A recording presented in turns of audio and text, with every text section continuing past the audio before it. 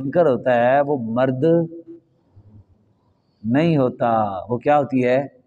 اور ہم نیچے سے سلامیاں پیش کر رہے ہوتے ہیں کہ بہت اچھی نیک بچی ہے ماشاءاللہ، دین جانتی ہے، بڑے اچھے سوال کر رہی ہے، بڑی غیرت مند ہے۔ سمجھ گئے نا؟ اس طرح سے معاملات ہوتے ہیں۔ آپ سمجھ گئے ہوں کہ میری بات کہ کس ناج میں جہاں بھی کوئی ہے اگر حق پر ہے، وہ میڈیا پر ہے یا کہیں ہے، وہ حق کے لیے گیا ہے، کہتا ہے چلو میں کوئی بات پہنچا دوں، سبحان اللہ۔ اگر ایسا نہیں ہے صرف تشہیر اور مشہور ہونے کے لیے جیسے ہمارے ہاں، کیونکہ اس وقت آپ حیران ہوں گے اشتہاروں پہ لکھا ہوتا ہے کیو ٹی وی، کیا یعنی دسو یار اے کوئی سند ہے؟ یہ کوئی سند ہے؟ کیو ٹی وی پہ جانے کے لیے بندہ بڑا عالم بن جاتا ہے؟ اے آر وائی جی یہ کیا ہے؟ یہ طریقہ بن گیا۔ یا پھر سبحان اللہ زیادہ مشہور ہوتا ہے نیچے لکھا ہوتا ہے مبلغ یورپ، کیا جی؟ مبلغ قرآن، مبلغ حدیث، مبلغ یورپ، یہ ایک نئے نئے القابات اس طرح کے دین سے ہٹ کے مبلغ یورپ، یعنی یورپ کو جو تبلیغ کیا وہ یہاں بھی کریں گے انشاءاللہ۔ یورپ کے جو مبلغ ہیں اور یورپ کا جو حال ہے وہ انشاءاللہ وہی حالت یہاں بھی لائیں گے۔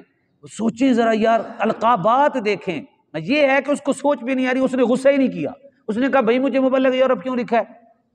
مجھے مبلغ قرآن لکھو، مجھے مبلغ اسلام لکھو، مجھے یہ کیوں تم نے لکھ دیا ہے؟ لیکن نہیں، کوئی بات نہیں، بڑے فخر سے اسٹیج پہ کہا جاتا ہے اور سامنے والا بھی بڑے خوشی انداز میں۔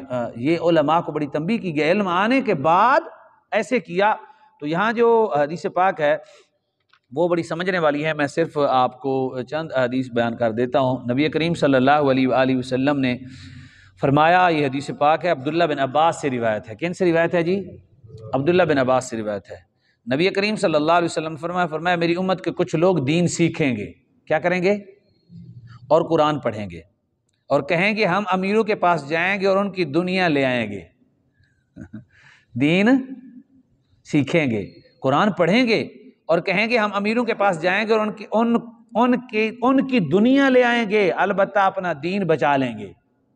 ان کی دنیا لائیں گے، ہم اتنے کاریگر ہیں، ان کی دنیا لائیں گے اور اپنا دین بچا لیں گے۔ ہم امیروں کے پاس جائیں گے، بادشاہوں کے پاس جائیں گے، وزراء کے پاس جائیں گے، ہم چل کے جائیں گے اور وہاں جائیں گے، ان کی دنیا تو ہم گھسیٹ کے بڑی چلاکی سے ہم وہ نکال لیں گے، اور جو ہمارا دین ہے وہ اس پہ ہم آنچ نہیں آنے دیں گے۔ آپ سنیں، یہ ساری بات حضور خود کر رہے ہیں، سچی سچی باتیں کہ ایسے ہوگا۔ زمانہ آئے گا کہ علماء کیا کہیں گے؟ قرآن سیکھیں گے، قرآن پڑھیں گے، دین سیکھیں گے، سیکھے ہوئے ہوں گے، دین بڑا زبردست بیان کریں گے، سیکھے ہوئے جو ہوں گے، پڑھے ہوئے ہوں گے، دین اچھا بیان کریں گے، لیکن کہیں گے کیا؟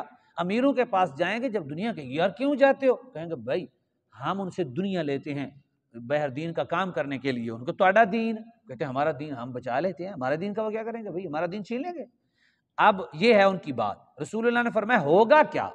حضور نے فرمایا لیکن ایسا نہ ہو سکے گا، ایسا نہ ہو سکے گا۔ فرمایا ببول کے درخت کے کانٹے چنے جاتے ہیں، فرمایا جیسے ببول کا درخت ہوتا ہے نا، اس کے ہاں جب بندہ پہنچتا ہے تو وہاں کچھ نہ کچھ ہو جاتا ہے، یعنی درخت کنڈیاں والے درخت کو جانا ہے تو کہنا ہے کنڈے چوبے نہ، فرمایا یہ ہو نہیں سکتا۔ جو بادشاہوں کے پاس جائے گا وہ عالم نہیں رہے گا، کیونکہ گیا ہی وہ لالچ کے پیچھے ہے۔ اور آپ کو میں نے حدیث سنائی تھی یہاں، بڑی دلچسپ حدیث پاک ہے، یعنی یہ ہمارے جو بزرگ ہیں وہ خلاصہ کر دیتے ہیں اور ہمیں سمجھا دیتے ہیں۔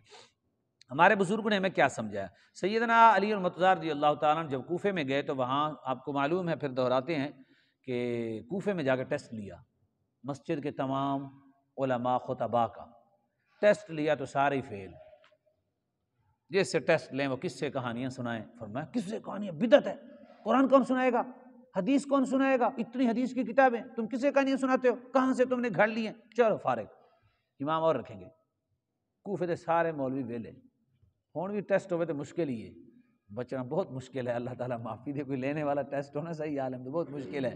لکھی ہوئی تقریریں 12 مہینے کی ڈائریاں تیار ہیں، ٹھیک ہے جی، وہ مختلف تیار کریں گے، ڈائریاں لکھیں گے، پھر اسی کے مطابق وہ بیان کرتے جائیں گے، بس لکھیں گے اور کوئی مطالعہ نہیں، کوئی شغف نہیں، کوئی درد نہیں۔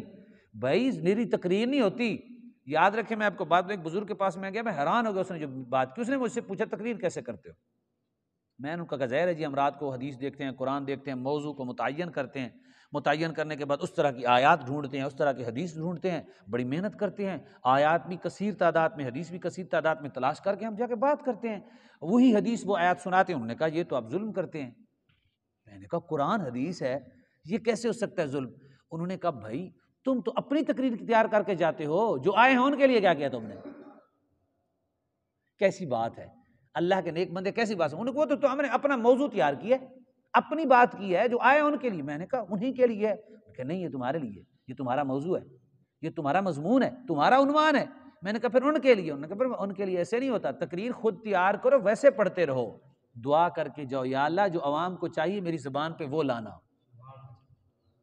وہ جو دل میں سوال لے کے آئیں گے اللہ خود بخود آپ کے ذہن میں وہ حدیثیں ڈال دے گا، وہ قرآن کی آیتیں ڈال دے گا، تم پڑھتے جاؤ گے، ان کا مسئلہ حل ہوتا جائے گا۔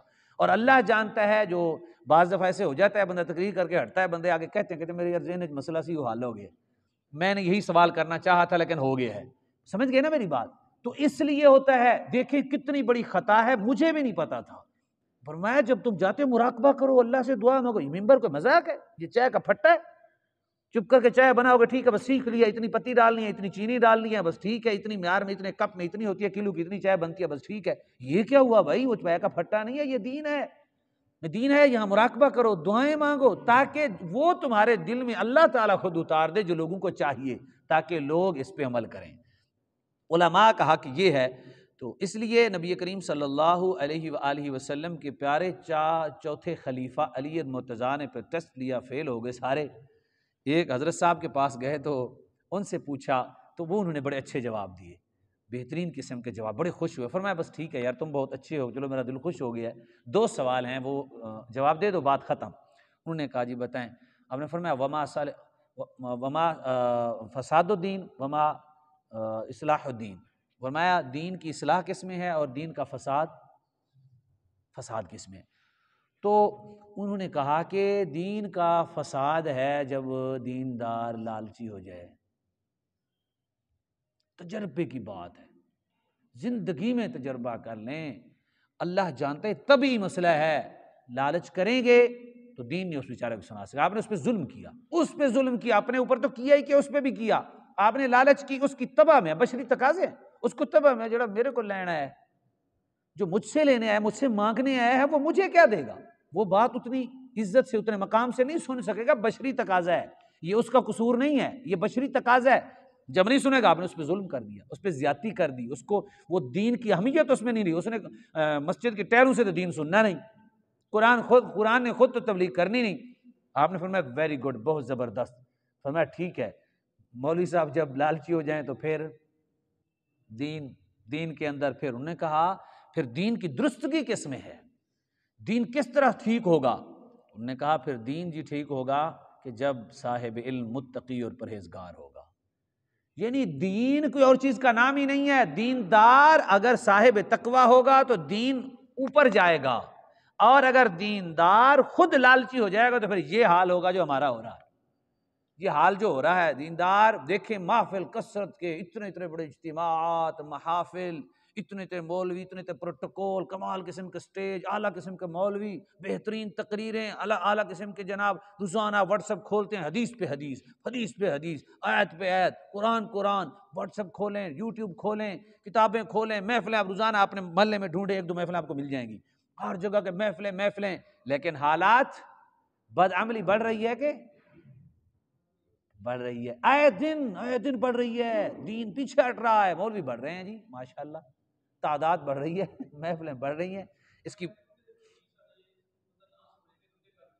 نہیں کوئی بات، وہ تو عمل تو کرنا چاہیے حدیث پاک پہ سننے کے لیے، لیکن اس قدر زیادہ جو ہے وہ معلومات اور کرتے ہیں، اللہ تعالیٰ معافی عطا فرمائے۔ میں آخری حدیث سنا دیتا ہوں، حضرت زید بن حدیر ایک صحابی ہیں جی، برکت کے لیے سن لیں۔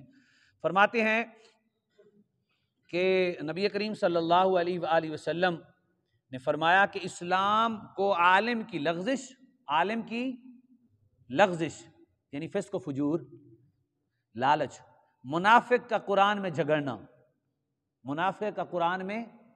یہ قرآن میں جھگڑتے ہیں سارے، انجینئر قرآن میں جھگڑتا ہے، اور اس طرح بڑے لوگ ہیں جو میڈیا پہ قرآن میں جھگڑتے ہیں، کہتے ہیں یہ ایسے ہے، یہ ایسے ہے، یہ ایسے ہے، یعنی جھگڑا کریں گے قرآن کی آیت کے ساتھ، بجائے اس کے کہ آمنا و صدقنا کہتے ہوئے خاموش ہو جائیں، ہمارے رب کا کلام ہے، لیکن آ کے جھگڑیں گے، کبھی کہیں گے وہ کہتا ہے 30 پارے بھی ٹھیک نہیں بنے ہوئے، مرزا انجینئر کہتے ہیں 30 پارے ٹھیک جنہیں بنائے نے ٹھیک نہیں بنائے، یعنی عجیب قسم کی 14 صدیاں گزر گئیں، وہ اب اس طرح کے اعتراض قرآن پر، حدیث پر، وہ منافق کا قرآن میں جھگڑنا اور گمراہ کن سرداروں کی حکومت تباہ کرے گی، دین کو کلہ مولوی نہیں تباہ کردا۔ کتنے لوگ ہو گئے جی؟ عالم کا فسق و فجور ٹھیک ہو گیا جی، منافق کا قرآن میں جھگڑنا اور سرداروں کی حکومت، سرداروں کی سردار ہوں گے نا وہ، یہاں تو ہر کوئی آ سکتا ہے، غریب بھی آ سکتا ہے، یہاں تو وزیر خزانہ بلال بنا ہے ہمارے، پہلا اسلام کے وزیر خزانہ کون ہے جی؟ حضرت بلال، 7 پشتوں سے کیا تھے؟ غلام تھے، اور کس کے وزیر خزانہ ہے پتہ ہے؟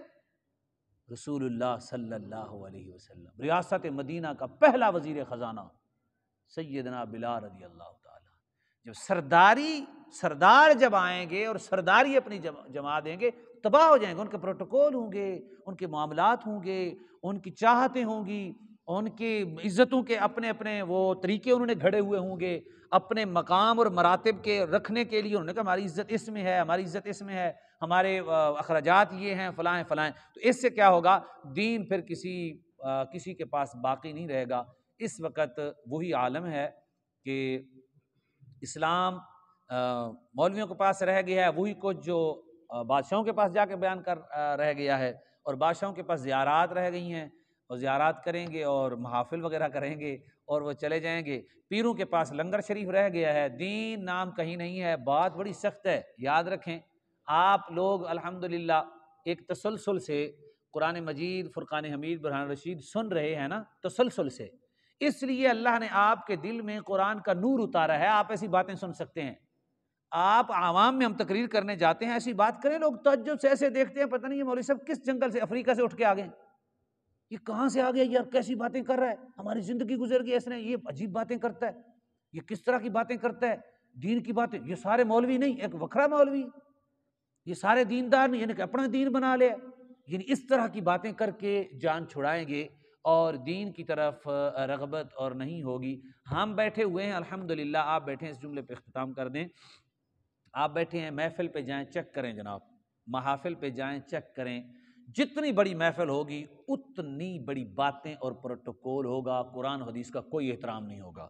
نعت خان کو لا رہے ہیں، بٹھا رہے ہیں، اس کے کان میں بات ہو رہی ہے، مولوی صاحب آ رہا ہے، اس کے نعرے اور اس کے گلے میں ہار ڈل رہا ہے، 2 ادھر کھڑے ہیں مہمانوں کو بٹھا رہے ہیں، 2 ادھر کھڑے ہیں 4 مہمانوں کو بٹھا رہے ہیں، خود مولانا صاحب اور نعت خان آپس میں اسٹیج پہ بیٹھ کے گپے شپے کر رہے ہیں، ایک عجیب سما ہے، کوئی دین نہیں سن رہا، کوئی دین پڑھ نہیں رہا، کوئی دین کے لیے آیا ہوا نہیں ہے، ہر کسی کے اپنے معاملات ہیں، محفل کر رہے ہیں اور کچھ برتن کھٹکا رہے ہیں، کھٹ کھٹ کھٹ کھٹ کی آوازوں پہ کچھ کان لگا کے بیٹھے ہیں، بھی ابھی نیڑے وے کام قریب ہے، کچھ ادھر متوجہ ہیں، بالکل ایک عجیب سا سما ہے، ہر بندہ اپنے معاملے میں محو ہے۔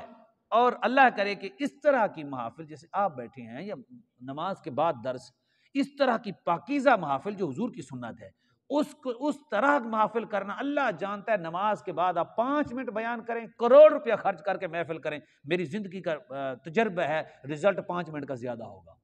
وہ لوگ بیٹھے ہوتے ہیں، نمازی ہیں، وہ بیٹھے ہوتے ہیں، سنتے ہیں، ان کو پتہ کچھ نہیں ہے کہیں، بس صرف قرآن ہی سننا ہے، صرف حدیث ہی سننا ہے۔ لوگوں کا انقلاب اس طرح آتا ہے، اس لیے محافل ضرور کروائیں، ہم اس سے روکتے نہیں ہیں، کیونکہ نیک محافل بھی ہوتی ہیں، تو روک بھی نہیں سکتے، نیک عمل سے کوئی کسی کو نہیں روکتا، لیکن یہ ضرور ہے کہ بانی محفل پھر آگے بیٹھا ہو، بانی محفل اس نیت سے بیٹھے کہ آج میں دین سن کے اس پہ عمل کروں گا، میری فلاں کمیاں ہیں میں دور کروں گا۔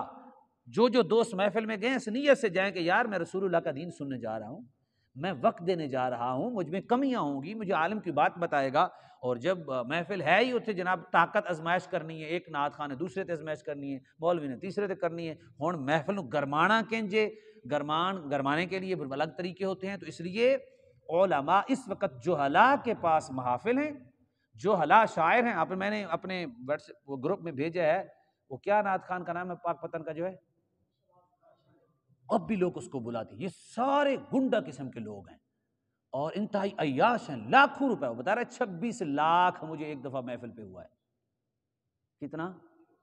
کئی سال پہلے کی بات ہے، آج کل نہیں، آج تو 26 لاکھ مطلب کم اس کی ویلیو ہے.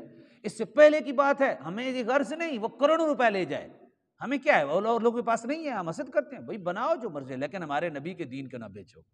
تمہارے چہرے دیکھ کر لوگوں نے چہرے اپنے بگاڑے، تمہاری نعت خوانی کی وجہ سے لوگوں نے دین سننا ختم کر دیا. ہم نعت کے منکر نہیں ہیں، لیکن یہ پروٹوکول نعت خواں کا نہیں ہے. جہاں علماء اور دین جو ہے وہ بک رہا اور اس طرح کا کیا جائے تو یہ طریقہ کار